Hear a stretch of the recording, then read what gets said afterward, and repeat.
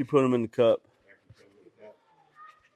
You can add about 30 to that for them being in the frame because they're protected by the cell that's grown up around them, that's built up around them. You ever use like a wet rag that falls over the cups? Yep. The towel that's used to still the water on the towel that's damp. Well, I use well water, but yeah. Rainwater would that be iodized like close to rainwater? Rainwater would be okay. They're backfilling that with nectar, aren't they? Oh yeah. Yeah, that hive's honey bound. Yeah, you guys are full on flowing here. Rainwater is normal temperature. Are you guys? What's normal? Yeah. Yes. Yeah. We're about 2 weeks ahead. We just started around Louisville. Just started. You're always ahead of us here, Kent. 2 weeks. I was shaking out nectar. People that when I'm away from here and they find out that I'm from Kentucky, they say, "Oh, you're from the mountains." No. Wrong end of the state. Yeah. Wrong end. Yeah, 400 miles from there. And then they say, "Well, I guess that you're close to Louisville then." 4.5 hours from Louisville. Oh, and they don't realize Kentucky goes past Louisville. So, yeah, Frankfurt don't realize that Kentucky extends past the Tennessee River because it didn't used to. Originally, Kentucky stopped at the Tennessee River, and this was belonged to the Chickasaw Indians here. This and West Tennessee, and a little bit of North Mississippi. So, Kentucky joins as a state in 1792. In 1820, Andrew Jackson buys this from the Chickasaw Indians for $6 million. Pays them $200,000, then ships the rest of them to Oklahoma. Real deal for Andrew Jackson. Not so much for the Chickasaws. So this is the Jackson Purchase region, which is the whole reason of the whole thing behind that. And our weather is a lot nearer to what Memphis would have than Louisville. If it snows in Memphis, it'll snow here. If it snows in Louisville, it'll rain here. I've got a few bars in this, not that, in that case behind it. Just hand me that, not the big case, flat case. There you go.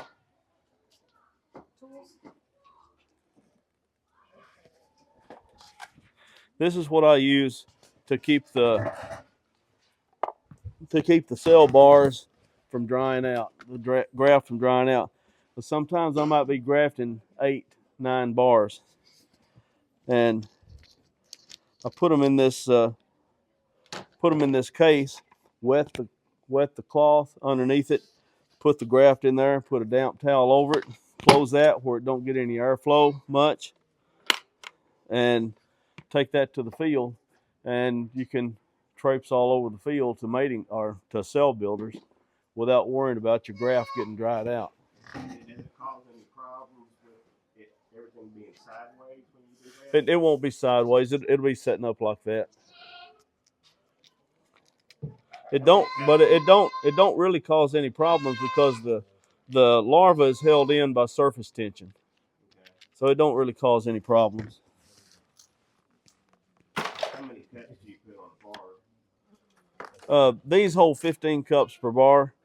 I have some that I make that are the ones that I prefer, and they hold 36 per bar.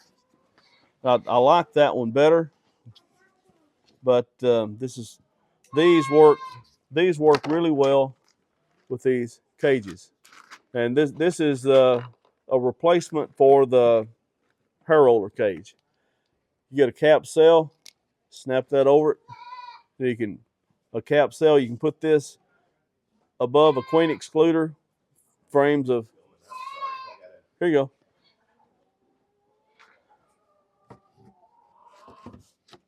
Which one is this? What is this called again? Easy peasy. Easy peasy. Yeah, I didn't come up with that name. But.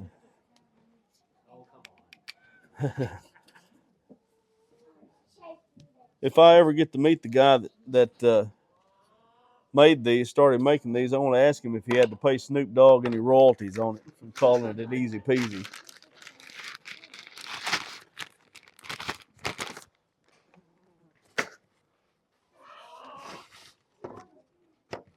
So grafting is just a matter of mechanics. Once you get the mechanics right and are able to recognize the right age larva, then that's really all there is to it.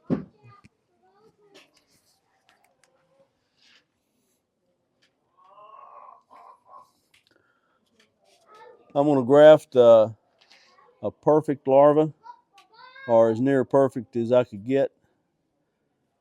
And that's it right here. If anybody wants to look at what a larva should, this is what you should be grafting. No bigger than that. I see that big as a pin. That's it. about a 1.5 day old larva. And it's the one that looks sort of not quite a U, about half a U. Yeah, straight to half a U, and you can see it's small. You'll see some that look straight like that, but they're a lot bigger, a lot fatter. Straight to half a U. Yeah. Takes a steady eye.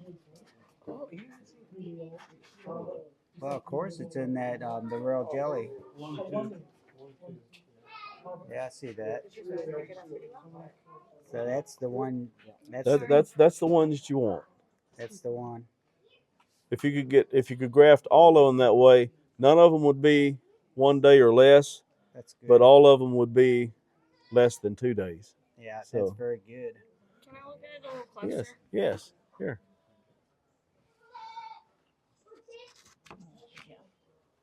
That's pretty neat. Yeah, me too. Yeah. How many days do you think this is, Kent? 1.5. So you don't want to get them any older than that, really? You can get them older. I'll graft one that's about as big as what you would want, as big as they would make a queen out of next. That's swimming in royal jelly too. Yeah, that's what you want. You don't want a dry larva. You want one that's got royal jelly around it. And getting it off of this tongue is another matter. It's just a reverse operation. Put the tongue of this on the side of the cup. Of course, I just flick it off? I just flipped it off, but I mean, so what? It's still on there, right? I don't think so. Anyway, put the tongue on the side of the cup, straight down until it stops. Then, not until then you put your finger on the plunger and pull up on the barrel, and that pushes the larva off in the bottom of the cup. Can you do that one more time? Sure. Okay. On the side there. Yeah. Straight in until it stops. Finger on the plunger, pull up on the barrel. Gotcha. What you don't want to do is just hold it here and try to push it off like that, because chances are if you just try to push it off, it'll roll the larva up underneath that plunger. So you set it on the inside at the bottom of the cup, and then you just lift up and then undo it. Yep. Kent, this is where you need to tell everybody you're not eating the larva. Not eating the larva. True story. He had somebody here that was tasted some was of the eating royal them jelly because he thought that's what Kent was doing. What's that one there? What you think? A little protein, This one's usable. It's a 2 day plus larva. That one's okay. They'll make a queen out of that. Okay. See, they'll make a queen out of that, but that's as big as you want to get. What's the shape of that one? Like a? Well, it's somewhat of a U. It's smaller than a pinhead. Very small. See? Right old Okay, broth. so you don't want it when they start to make the shape, right? Especially if they're fat. I mean, Okay. if it's a big fat, and you got to remember that these are living things, He said a little bit ago. and what looks like this one minute will look like this the next. Yeah. But they'll be big. They'll be The kind of. center of the comb is where you take them at, right? It's much easier to use. Well, it's just where they are. Sometimes the brood pattern will be around the edge. Sometimes it'll be in the middle. See, that just looks like a blob to me. Well, if you get it just right, you can see some definition Yeah. of a larva right there on the upper left hand corner. Yeah. You'll be able to see some definition of larva. That's as good as you're going to get. Can I hold that real quick? Heck yeah.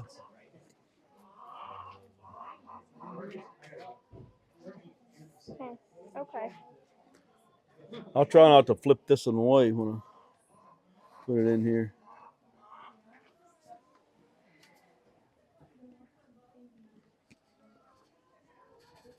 So why do you stick it in your mouth? Habit. Okay.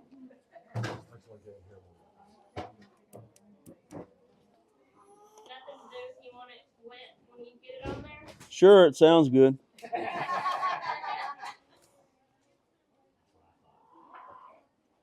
So you set it at the bottom of the edge, and you just lift it while you're undoing it, I guess. Yeah.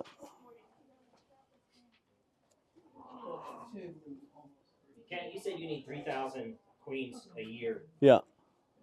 You're not putting 3,000 queens in mating nukes, right? Or do you sell virgins or? We do sell virgins, but most those queens, we're going to requeen everything. It averages about 1.5 queens per hive per year. You requeen your hives every year? Either we requeen them or the bees do. And it's all about the hives getting honeybound, and they supersede the queens. When they get honeybound, you don't have a choice. You either let them do it or you do it. When you say honeybound, can you explain that? Yeah, this frame is a perfect example of it. As the pupa emerges, the bees, there's so much honey coming in that they refill those cells that should be brood cells. They refill them with nectar. The queen can't lay in that, so the queen there's less larva, which means there's less juvenile pheromone, which means the hive gets out of balance chemically as far as the workers are concerned. And when there's queen pheromone and not much juvenile pheromone, or not enough, and there's plenty of daylight hours, and there's forage coming in, that's a trigger. All of that together is a trigger for them to replace the queen. And they will kill the queen, then they will try to replace her. They'll try to make a superseder cell. Will And putting honey supers on help them if they're starting to get honey bound? we're putting what? Honey supers on? No. No. Once they start putting nectar in a brood nest, they won't stop. The only thing that'll help that is putting a honey super at the bottom of the hive and putting your brood nest at the top. That's the only thing that you can do to help. Why wouldn't they swarm, Ken, instead of superseding her? Why wouldn't they just swarm? Because they're foraging. They're not concerned with reproducing the hive. They're concerned with storing. So they're superseding her to create a brood break? Is that so that they're superseding her because nature tells them if the queen's not acting right at the time of year she should be, it's time to replace her. there's not enough brood? But it's their fault she's not. What causes them to go on and do that? I'm sorry to interrupt, but Chuck is going to start this raffle drawing. Well, we're here. So I'm grafting. I can't quit grafting. So What causes them to get honey around like that? To do that? a heavy honey flow, Some hive will do it, some won't. right? Well, when one's doing it, most of the time, all of them are. If you've got a bunch of drawn cones from dead outs from years past that you frozen, should you switch that out? Yeah, you can. If you got drawn comb, that'll help it. But even if you put drawn comb, in the middle of a brood nest, when the bees have already begun filling that bottom box, they won't stop filling the bottom box. Whatever you put in that bottom box, they're going to fill it. And so the only thing that we've ever done that actually worked was trade the bottom box to the top and put honey supers underneath it, and that works. So why don't all of them do it if it's a heavy honey flow and they're extra flow? They don't have the number of foragers. I got you. So when you get one out of balance and start to get too many foragers, there's a chance they may start doing that. There is. You just have to watch the brood nest. Okay. If the brood nest begins to get honey put in it, nectar put in it, that's your signal that something needs to be done right then. And the best way to stop it is what you just said. Yep. Now, do you put an excluder if you put a honey super at the bottom, or do you just let them? No, the honey itself is an excluder. Once they have honey in that across the frame, queen won't go past that to lay. The only way she would go past that is she goes out of the hive and comes back in. You put a box. What's that? You put a box below the brood nest. Queen down into that? No, queen goes up here. Queen brood nest up here. Honey supers down at the bottom, and that's what needs to happen with this hive right here, and that's what will happen because I'll put an empty super up there where I reintroduce that queen, and that will be her brood nest, and all this will go to be honey supers underneath it. Will they draw out the honey super that you don't want to put? Oh yeah. When there's a flow like this, they'll for sure draw it out. What caused them to get out of balance like that? They're not really, well, what causes them to get chemically out of balance is that there's so much honey coming in, and it's coming in so fast that the bees are dumping that nectar as soon as they come in the hive. So and that reduces what she can lay in. So Right, exactly. Exactly. Yep. Or I guess maybe if you had some weird reason why the queen slowed down laying for a few weeks, you get that little gap, and they might do that. If she slows down laying at this time of year, she's likely to get superseded. Well, to be queen, I guess. I don't know. I added a box. I had a 2-story hive, and I put a box. I moved So you're saying it's gonna be 4 frames from below, super, kind of just the honey bound mix bee, that. and then another deeper box so that the queen can go up there and lay. Yeah, right. A super, a honey bound deep, and a deep up here for the queen to lay in. Yep, that's exactly right. Can you take 2 frames from below, like a lower box? That's what I did with mine. I added 4 4 frames of foundation and just 2 frames from below, and just kind of just checkerboarded them in a little bit in the middle box. Is that pretty good, Kent? Yeah, that works better than putting drawn comb in the bottom box. If you put drawn comb in the bottom box, and the reason I know this is because I've tried it before. It just don't. The bees will just fill that up with honey too, and you make a really good honey crop, but you wind up with no queen in there, and a hive that's on its way to dying. You in theory could have honey supers on the bottom and on the top. You could, yeah, in theory. When Paul was giving me his ticket, I said, "Now make sure you pick me a winner."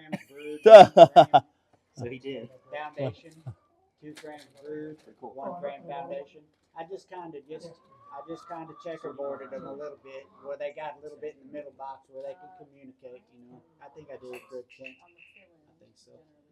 I carefully did that, and I kept my eye out for the queen, of course, when I was doing that. So I just checkerboard a few frames. Man, I think it was about 3 frames I did. Frames of foundation. This is the best thing in the world. I have a few of these.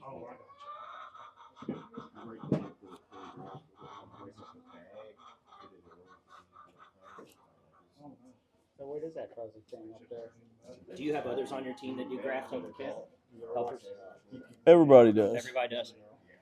Everybody can graft. How many days a week are you grafting? About a day a week. All of us graft about a day a week. A day a week. Ken, you may have already talked about this, but are you doing vaccinated queens? No. No, I'm mad at the vaccinations. No. What Alright, colors? explain. Yeah, I know. We can't just let that. Story time. We don't know anything about them, so what's their? Is this the phage thing? No, that's the phage thing. Oh, okay. Black queen, I'm interested the in the black one. the vaccinations work. I mean that's legitimate. But there was a 100% effective cure, not a fix, a cure for American foulbrood that was available to the public. FDA blackballed it because they got their drawers in a knot because they weren't consulted. EPA approved it. It was on the market for about 6 months. FDA withdrew it, and now you can't even. It's scrubbed from the internet. You can't even find it. It's called Brood Safe. It was phages Yeah, I knew that Paige had something going on. that fed. They've And it got out. It got, Brigham Young and University of Nevada collaborated on this. They isolated the phage that feeds on Pinobacillus larvae. yeah. And you put that in a hive, it doesn't do anything to the bees, doesn't do anything to the honey, but it seeks out all of the spores of American foulbrood and consumes it, eats it. And you can have an American foulbrood hive that's just eat up with it, and it's fixed. Wow. But the FDA took it off the market and will not allow it to even be discussed. Is it in Canada and Mexico? Nowhere. No. Wow. No, it's not allowed anywhere. Dallin didn't have anything to do with that, though. They just came up with this after. Right. No.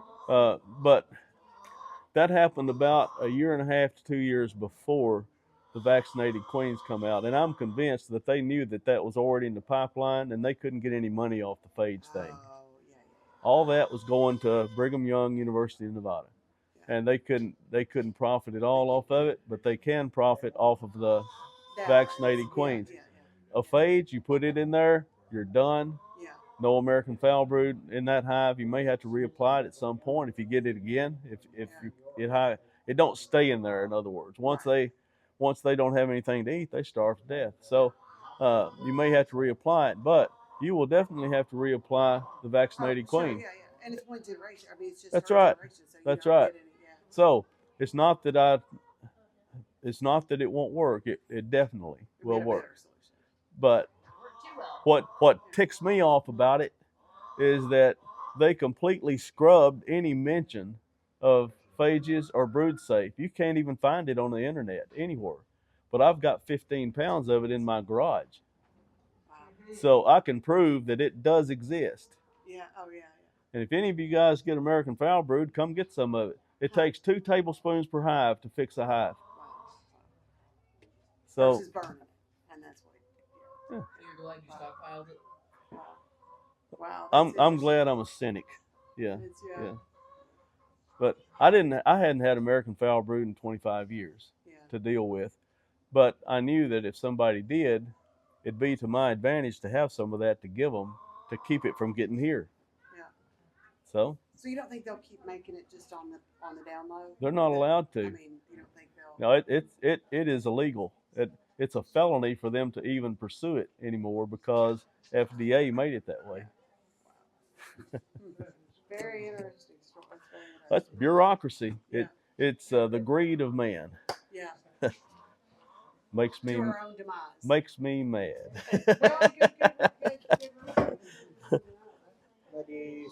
So now you know. If you want to wind my clock and set me off.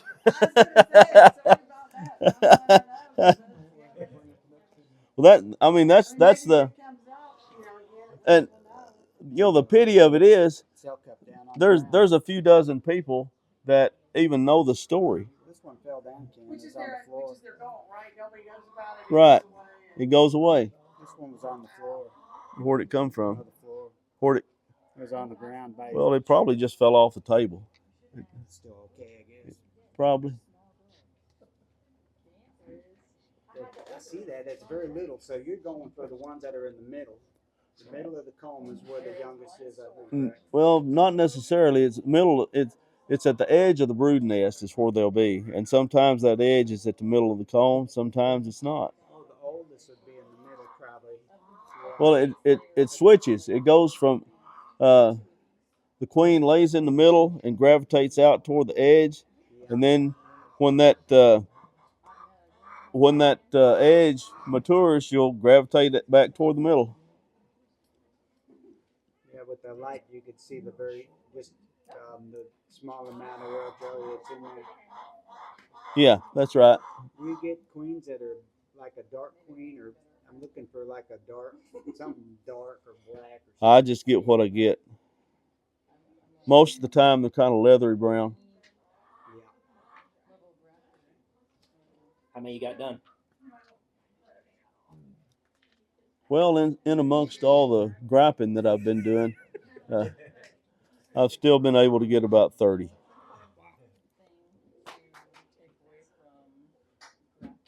That's something else. So You said you're going to do 45. that's a very Yeah. young one. Just like a little drop. I'm gonna do one more bar after this one, and that'll be Do you it. typically need 2 frames Oh, to get to 45? gosh, no. No, I need a spot of comb about like this right here to get 45. to get 45. If it's all good larvae. They can. Yes. How many cells are on one frame? About 2,250 on one side. One side of one frame.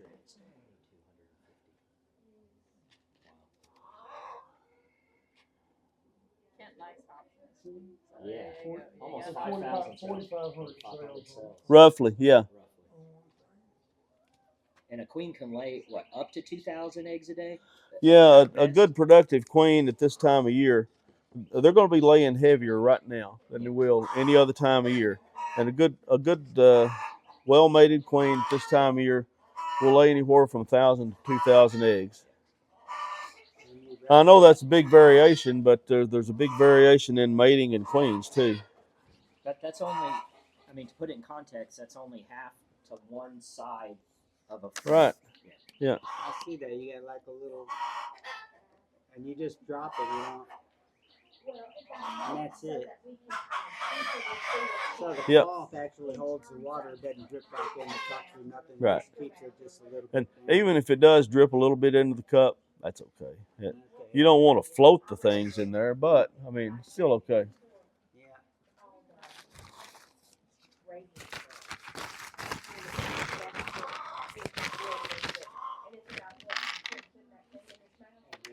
Oops. I think it landed right by you.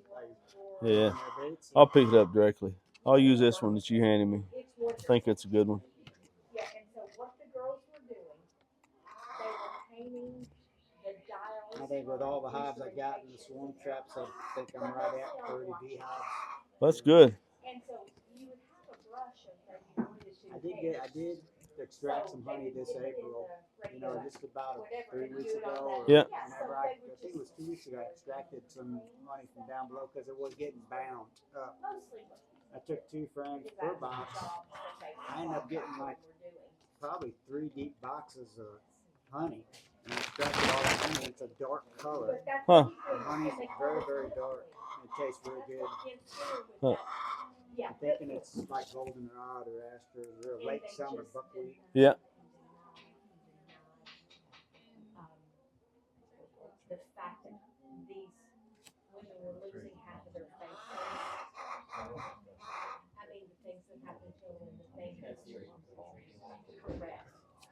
Oh yeah. But they I see you use the edge of the table for a steady, but it's steady. I see your arm on the table there, and it steadies it, right? It does. Yeah. that these big companies had to, you need to read it. It's good. All right. Really I'll check it out. Yeah, I don't know. I've tried. Kent doesn't get this. Are those different grafting tools you guys have? I don't know. These are the Chinese ones. Yeah. right? Yeah. Is that the Germans or what's that? Yeah. I never got a chance to try. You ever use this kind of Kent?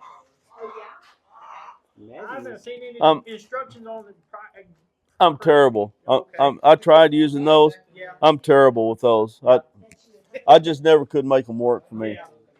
Now, The Chinese with that said, all of the old school queen producers that the first people I knew that grafted, they were grafting. It's like Joanne Gunner, Dwight Gunner's wife, did a lot of their grafting, maybe not most, but she was amazing, and she had a tool that she made. It was made out of a piece of a brazen rod, I think, and had a little spoon made onto it.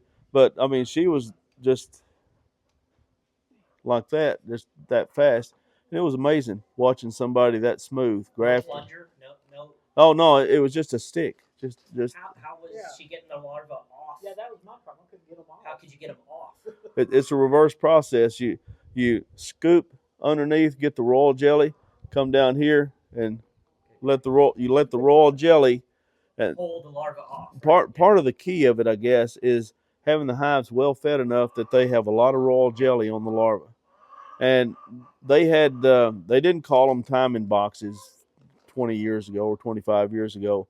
They just called them grafting hives, and they would so they knew exactly what age the larva was. Yeah. And they fed them good, and everything on the frame would graft because they knew it was a frame full of eggs 3 days before, 4 days or 5 days before, and everything on the on the frame would graft, and it was full of royal jelly. And it if you're going to graft with a tool like that, you have to have lots of royal jelly around the only way that you can get them off if they don't have royal jelly is to put royal jelly, do what's called wet grafting. Put dollops of royal jelly in the cups, and that's how you float them off. But I just never was any good with those. I tried those. First one, it said Master Grafting Tool, and I thought that's the one I gotta have. It took me about 20 minutes to realize that I was definitely not a Master Grafting Tool guy, and I just never have been able to be very successful with anything except these little cheap throwaway tools. Do you ever look at the larvae in the cells to see and confirm their breathing, that they weren't damaged? I don't worry about if they're breathing or not, but if they're mashed, yeah. But I mean, once you get used to putting them in there, you don't mash them. I mean, the mistake people make with these is trying to use them the way you would use that tool, is trying to dig around. You don't do that with these. It's straight in, straight out, straight in, straight out.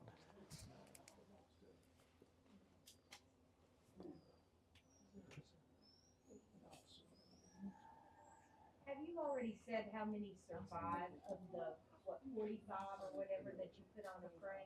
Usually, now with my grafting and the cell builders I usually have somewhere around 30 to 35 out of 45 that actually become capped queen cells. They'll start every one of them. All 45 will be 2-day cells, and that's the advantage of using a 2-day cell. But how do you know which of the 45 2-day cells are the viable 35 that get finished? They're all viable at 2 days. They're all viable. So why did the 10 not get finished? Not enough bees to feed them, or not enough feed available to the bees, or did they smell something wrong with that larva? Or? Possible. That's possible. It usually has to do with feed and number of bees and feed. Maybe it got cold.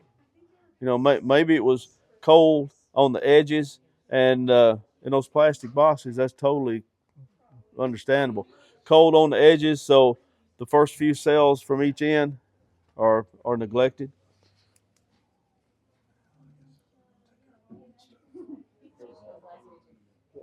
I'll probably see you around just hanging out here.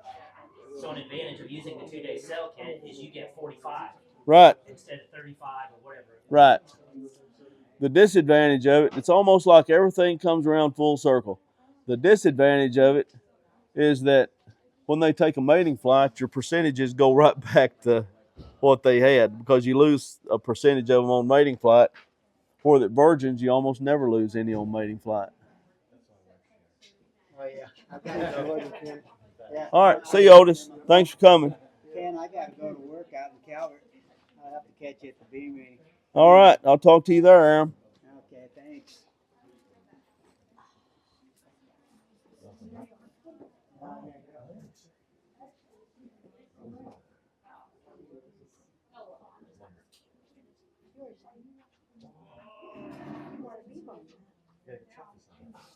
Yeah, I don't think it's a celebrity then.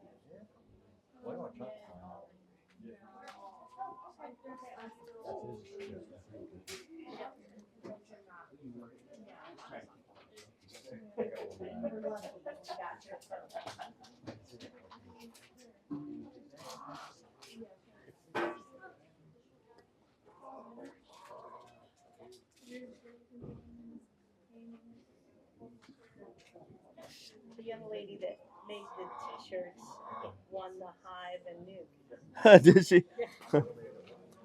I think it's rigged. I think she won it before. Chuck said, wait a minute, I gotta go through these and make sure they don't all have her name on it. I do think she's won it a couple of years ago. I think she won it. They were busting her chops about it, yeah. Like, how did you won these here before? She was enthusiastic about it. Well, we're going to have to start doing this like those call-in talk shows on the radio. If you've called in the last 2 weeks, you can't call anymore. One of the gentlemen that was an instructor about the news. Really? Joe, black t-shirt. Joe? Yeah. Well, he probably deserved it.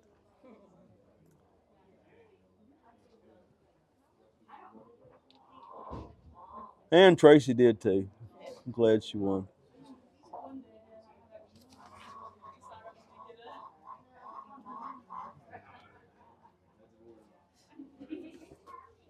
Sorry to interrupt, but if anybody was wanting to listen to the swarm trapping or the end part of the brood break talk on trees, it's going to be right over here in the pine trees. In the pine trees. I'm sure many of you probably were drawn and missed out. This is some of his type.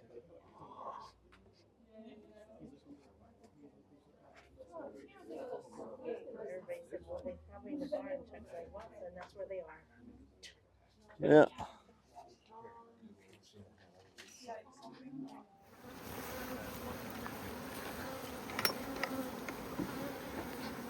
So finished grafting, he's going to put the graft into the cell builder. Towels are still damp. Good sign.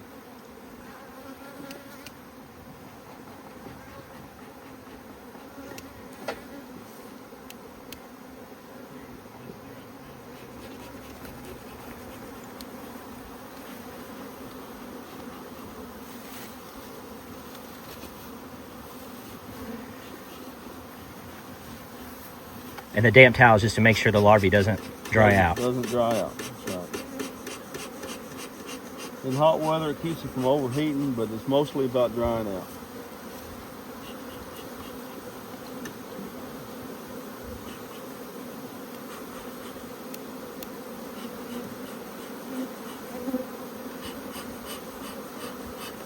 So you were saying the cold isn't that big of an issue, say that your Not for towel larvae. chills out on the larvae? Yep. It is for pupa though. Yeah. Yeah. Big deal for pupa. No deal at all for larvae. Okay. In fact, Steve Tabor,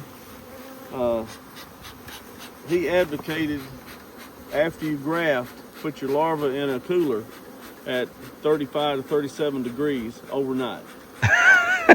And I think I read that book. Yeah. Breeding super bees. Yeah, breeding super bees. Yep. Yeah. And we had a beekeeper that's a good friend of mine, Tom Goatley. In fact, his son, Joe Goatley, that did the turkey yesterday, he called me, he said, you ever read that? You gave me the book. Did you ever read that? Did you pay any attention to it? And I said, I've never done it. I've read it. He said, I'm going to try it. And I said, well, good luck with it. I don't know if it'll work or not, Tom. And he did it. And sure enough, it worked good for him. Yeah.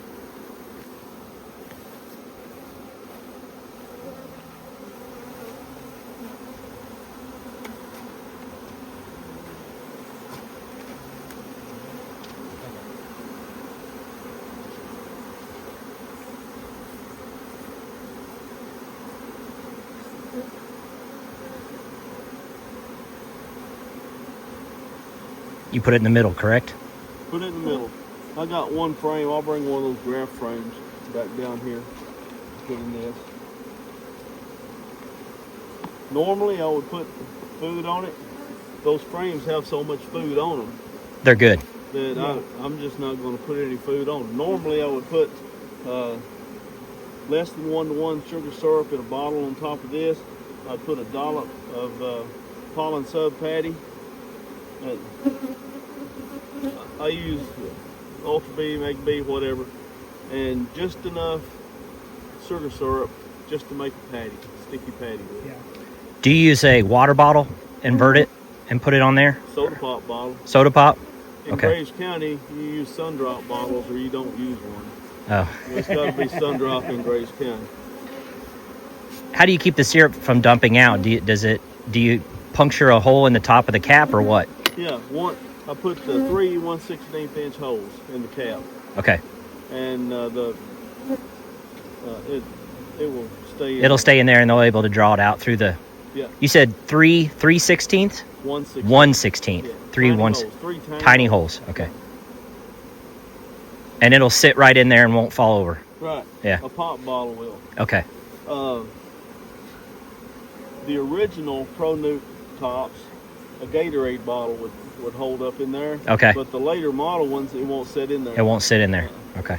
Falls out. Plus, you got all these forager bees that are bringing food back and nectar too. Yeah. Exactly. Check, is you placed that way when you lays an egg in a cup?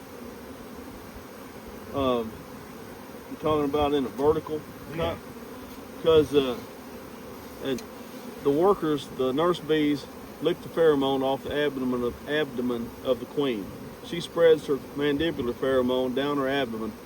The worker bees that are attending to her lick that off, share it with bees behind them, they share it with bees behind them, and it radiates out from the queen, usually about 8 inches, about an 8-inch circle, sometimes more, depending on how crowded the brood nest is. When the brood nest gets so crowded, and then it all comes back as the bees are feeding the queen. It all comes back, and the queen gets a little bit of her own pheromone. When the brood nest gets so crowded that she's not getting anything back, that's what stimulates her to lay an egg on a vertical axis, and she'll lay eggs in cell cups then. In fact, week before last, I was looking at a hive, and I was thinking, man, this hive is likely to swarm. It looks like they're thinking about it. And there was an old queen cup that had fallen down in the hive and got stuck in the wax that was hanging it was hanging vertical like it should be, and there was an egg in it. The queen had laid an egg in that plastic queen cell queen cup. So my instincts were right. They were getting ready to swarm. I'm going to grab this queen over here and let her loose.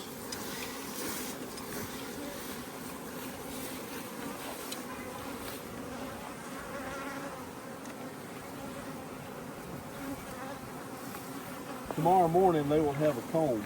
Oh yeah. Oh, most definitely. Oh yeah. Especially in a flow like right now. Right.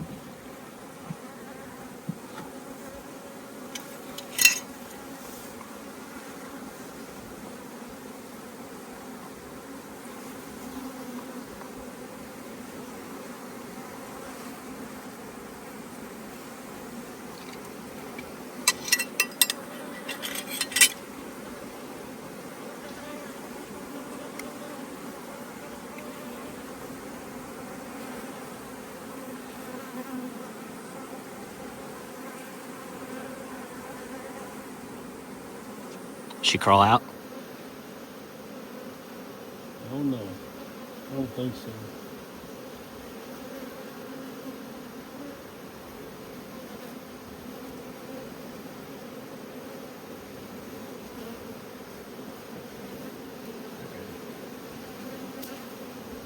I think she did. What? I think she did.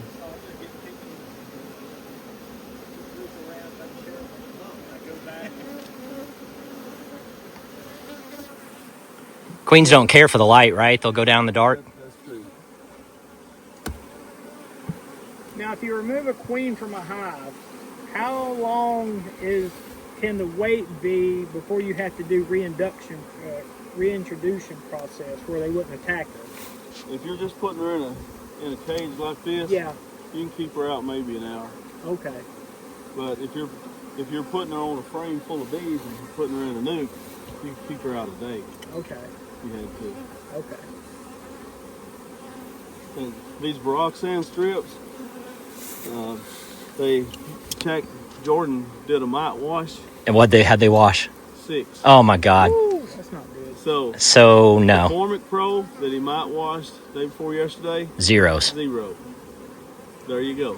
Yeah, I'll stick with Formic. So this next week, we'll be going through these, taking out the Baroxan and putting on Formic Pro pads. Yeah. Now, did you do OA during the winter? No. Okay. I treated with formic acid in October and came back around the 1st of November and did the OA spray. Okay. That was it. You did Formic in October?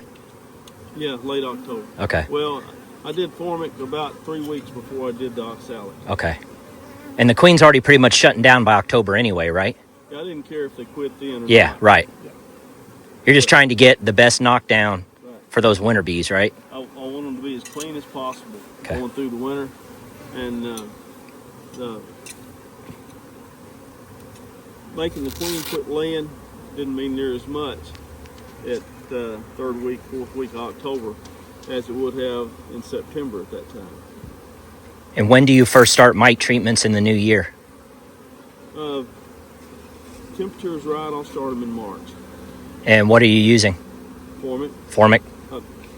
Last year is the first year that every single hive got treated with the same stuff. Okay. It's Formic and oxalic. And we had, of course, now it's a different situation in Mississippi because it's like 24/7 maintenance down there.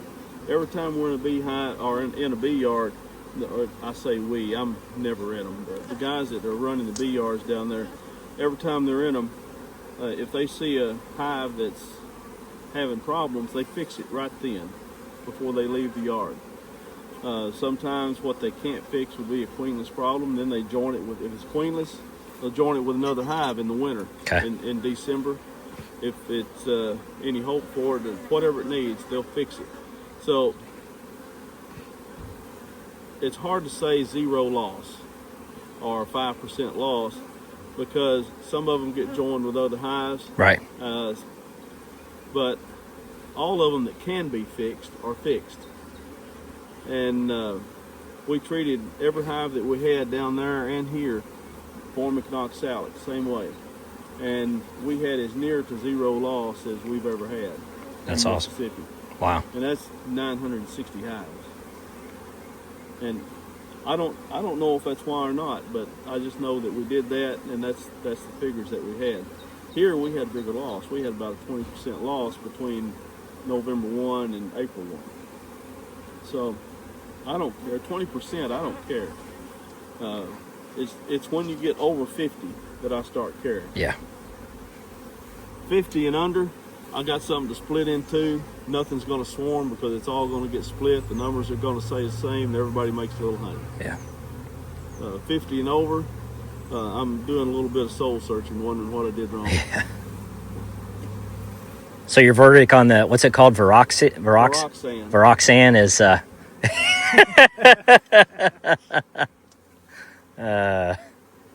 Now, oxalic acid, when we use it as a spray, yeah, it works great on the mites that are not under the catheters. Dispersal mites is what. Yeah. I was corrected. You don't call them phoretic anymore. Should have given us a near 0 count. Okay. If I had sprayed these with oxalic 2 days before the bee school started, we would have got near a 0 count. Wow. But I put those in Ow, she got me. a week before the bee school, and 6 mites. Yep. Not acceptable. I'm not accepting that. Yep. What was the number in the wash? What's that? How many bees do you watch? 300. Well, roughly 300. So, you know, I don't think that's very good. If we get more than 3 mites out of 300, we're definitely treating. If we get 1 out of 300, I'm fussing about it. Thinking didn't get quite the kill I wanted. But 1s and 0s is what we're shooting for, and that's what we get with Formic Pro, and then back it up with oxalates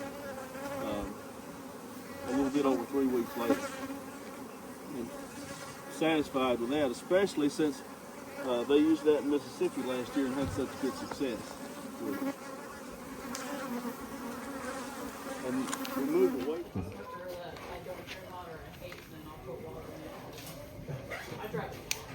When they're young like that, you can't tell the queens on them, can you? Mm-hmm.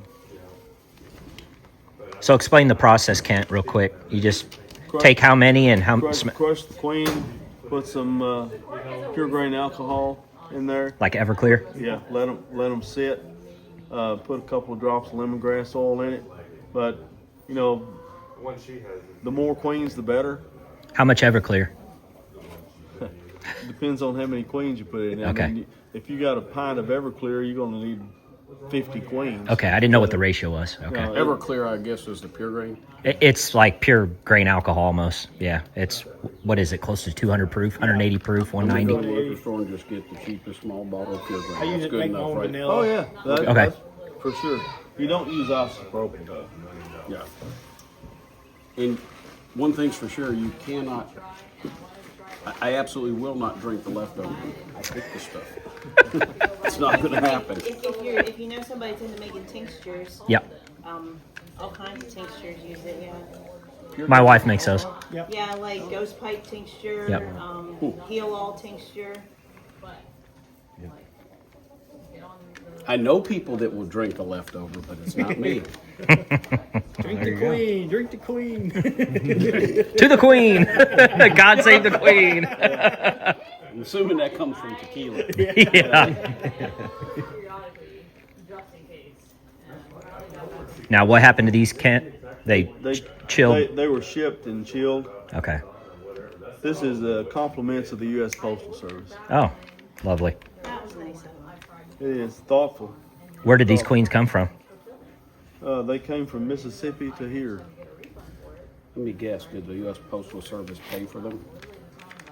Well, strangely enough, the insurance will cover the shipping. It does not cover the product. Were those your queens that were being shipped up here from your yard? Yeah. So it's a loss. You lose the product, they will get your shipping. You get your shipping and your insurance that you pay for. Okay. They'll refund your insurance and your shipping, which is like, well, thanks a lot. You know? This was shipped overnight, got here in 5 days. Oh, good gracious. What do they insure for? Like probably $100 in standard. I guess you can insure them for more if you pay for it. Yeah, but even if you insure them for more, they're not going to pay that. They'll reimburse what they charged you for the insurance. Not the actual insurance value. Right. Okay. Well, why have it then? Well, the last time that I shipped queens, the last few times I shipped queens, do you want insurance? No.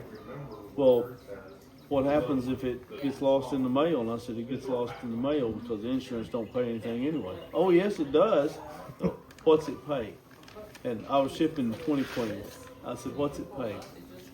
And, well, you get your shipping back and you get the price for your insurance back. And I said, do you know what these queens are? Yeah, the insurance costs what, maybe $10? I mean, you're talking about $400 or $500 just worth of product.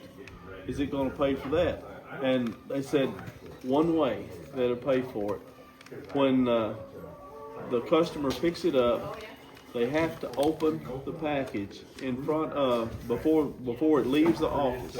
They have to open the package in front of a postal representative and prove that those queens were dead.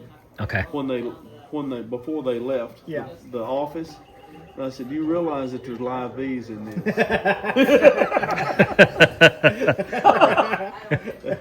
I said that's an impossibility. Yeah, that's not going to happen. I told the guy, I said, I've never met anybody in the post office going to have their head sticking over this thing when you open it. And Yep, they're dead. Bees come up into their face. I said, all of them are not likely to be dead. There's going to be that one, or maybe 50, that get up in somebody's face.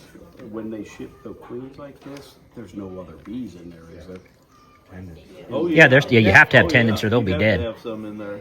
Oh, for the temperature? No, they have to feed the queens while they're in there. Yes. Yeah, so you've got. During an overnight shipment? Oh, absolutely. Yeah. Queen still needs to eat. Okay. They feed her all the time. They need to eat and they need to have air movement. Yeah. I'll tell you what, I would ship them and then just do that opening and have somebody standing there with a phone filming it and check and see if they're alive. And if they are, you're going to have a priceless video with that postal worker. That'd be worth more than the queens on YouTube. So, Kent, when you mash all these queens up, you put them in the alcohol. Yeah. You make the tincture. Let it sit. Let it sit for how long? At least overnight. Okay. But And then how do you? The longer the better. And then you strain it. You strain it out. You strain it. You're just going to use the liquid. You're going to strain the pieces and parts out. Yeah. Okay. And are you putting it in a spray bottle or what? Like Swarm Commander spray, but little pump sprayer. Okay. Yep. They're going in the neutral bullet. What's your preferred method of straining? Like a coffee filter or what? It's not. One of those wire mesh coffee filters. Yeah. Okay. That works pretty good. Like Jordan was using for the Mites, like filter the stuff and you reuse it, the alcohol. So How long can you grain use it, pure grain it, and then a few drops of lemon oil. Just a couple of drops. And anything else, just those three ingredients: bees, lemon oil, grass oil, and alcohol. So about how much alcohol you think for the number of bees I'm going to do here? Fill it up to about, of course, it's got a hole in it, so you Yeah. don't fill it. So fill it up to about there. Half cup. Okay. And then when I have that, that's what I'm going to spray on a towel or put a few drops on Yep. Q-tip or what? And put it inside or at the entrance? A dot at the entrance and some at the back side. Okay. The back of it. If I'm doing this though, don't do the other stuff. Don't go on and do the lemongrass oil by itself. Don't do anything else. No Swarm Commander or any of that stuff. Well, this is going to be similar to Swarm Commander. Okay. We're gonna have a test. I'm gonna do this on a couple and do the other method And see which one works better, huh? How long can you use the queens for this? Long time. I mean, I reckon the smell will rehydrate once you put it in the alcohol Yeah. because their smell's in oil. Because they're a fatty creature like we are. So it'll go into the oil. the better method of instead of just crushing the queens up is to pull the head off. Crush the head and thorax. At least get the abdomen off. Because if you crush the abdomen, you're going to get alarm pheromone along with. Oh, really? Yeah. Okay. So you should yank the abdomens off. I would, yeah. Okay. That's good to know. Take it I back was wondering about that. back to here. Yeah. Won't that hurt them? You know, the first EAS I ever went to, there was a couple of guys, other guys from Kentucky that went, and one of the fellas wanted so bad to be included in every conversation of the beekeepers, and I recognized some of the names at the banquet. I recognized some of the names of the guys that were sitting around the tables. And I was like, whoa, I might sit and listen, but I have no business opening my mouth around these guys. But this other fella, he really needed to be a part of it. He felt like he had to be a part of it to complete his life, I guess. And they were talking about, of course, he was part of a queen breeders group. And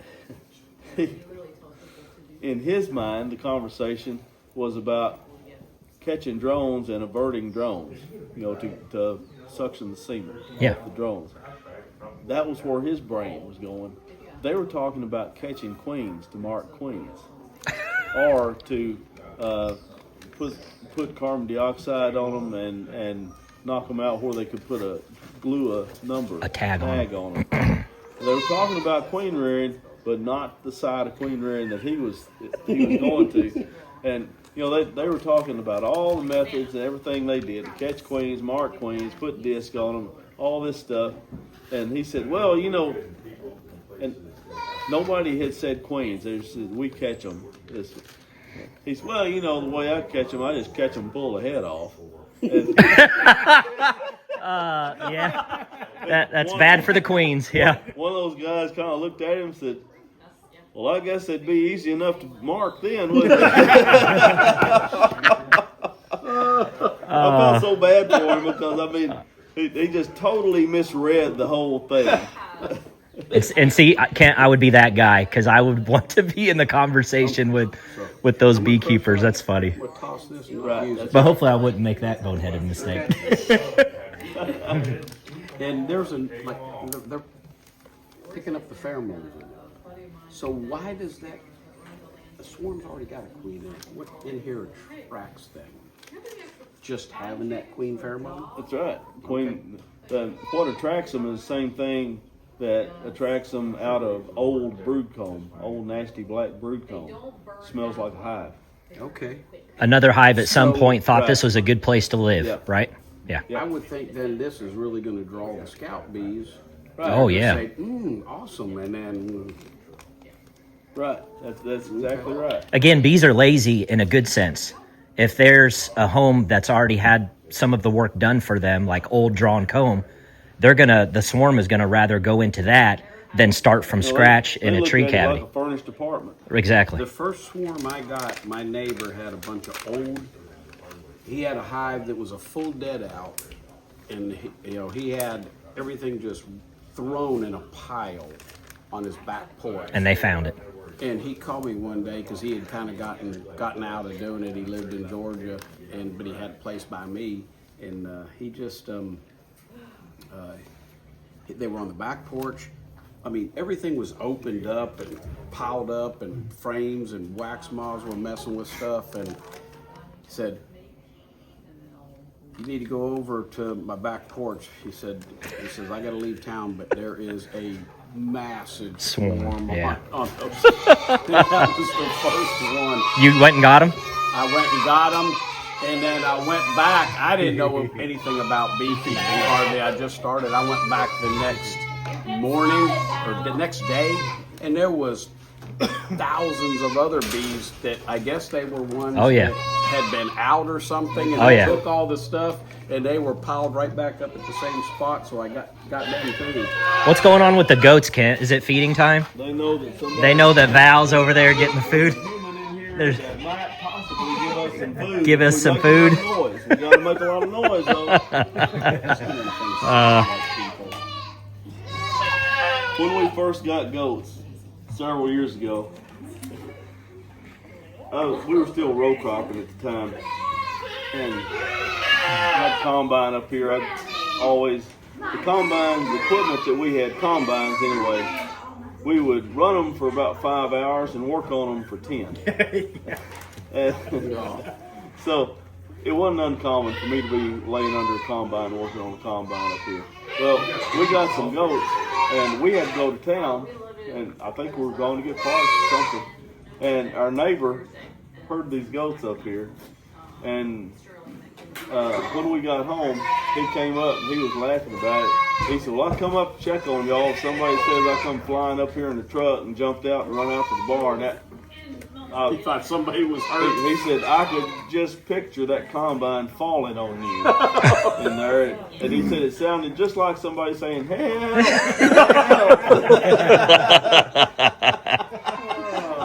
Oh, that's great. Yeah. Fuse